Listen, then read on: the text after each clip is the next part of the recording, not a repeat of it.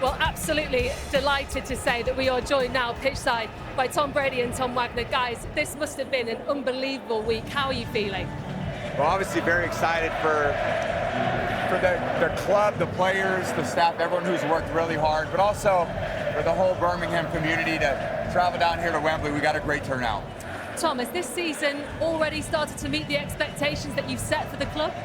I think the key for us this season was to establish a culture of winning and to really position the club so that there was an expectation that we could do well, as opposed to what we'd witnessed. The preceding 5 years, we lost more games than any club in English football, and I think to have turned that around and established a culture of winning with this guy's help has been a huge game changer, not just within the organization, but also with our supporters. Yeah, just on that, Tom Brady, obviously you came in, helped a lot with nutrition, helped a lot with the mental with a lot of these players. We've seen a massive upturn in people's injuries going. I think last season we lost close to 80% of the players. That's come right the way down this year. What have you done, what have you helped, and what are the changes you'd like to see going forward to take the club to an even bigger level? So it's obviously very important how you take care of yourself, and the process is you set for the players, which allow them to go out and practice hard every day, and ultimately when they come on the pitch, to play as hard as they can every week. So a lot of it was taking the lessons I learned over a long period of time, and I tried to employ those the best I could, but I really wanted and expressed that to Tom, how we can do that for the entire team, for the benefit of the whole organization. You want to be healthy when you go out there to play. You want to feel good, so you have all your strength, all your energy, and I think our players have really showed that throughout the course of the season. It's been a magnificent season for you so far. Obviously crowned as champions yesterday. You're in the cup final. What are the expectations and what are you hoping for from the next couple of years from this team? Because you've been outstanding so far. Yeah, I think the important part for me is this has been obviously a great season for us, and it culminates not quite at the end of today, but today's a tremendous moment for the club. But the reality of sports is, as you guys know, you start fresh every year. And every year you start right back at the bottom. Nothing is given to you. You have to go earn it every year. So the result of this season has been tremendous with the promotion, but next year is next year. We'll start that when it comes, and you got to put the same amount of determination, tenacity, just like we did this season. Tom, where do you see Birmingham City going? Where can they reach for?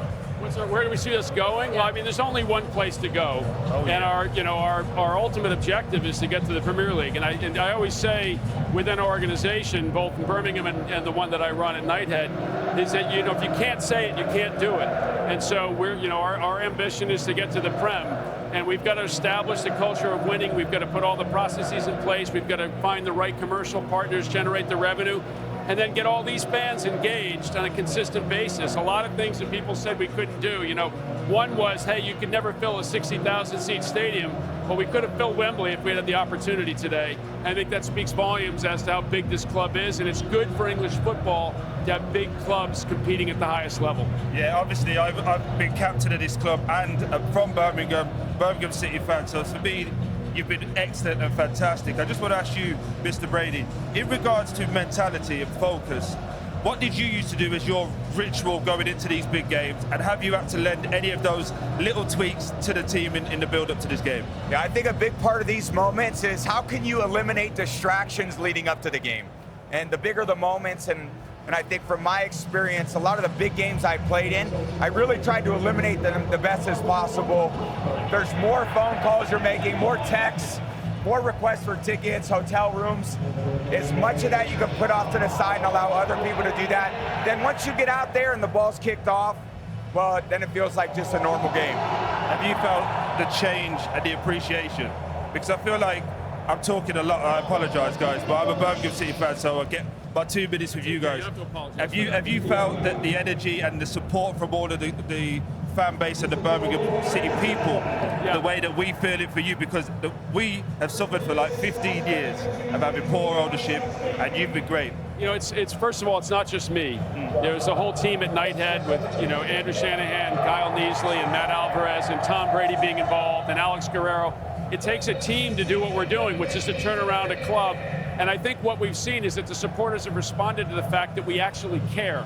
Yeah. We genuinely care for their club, and we're just the caretakers of it. This club will exist long after we're gone. And I think that's important to remember, and I think other ownership groups could maybe, follow in our footsteps in that regard. Remember, it's about the fans first. Okay, guys, thank you so much for your time. I'll let you get out of the rain.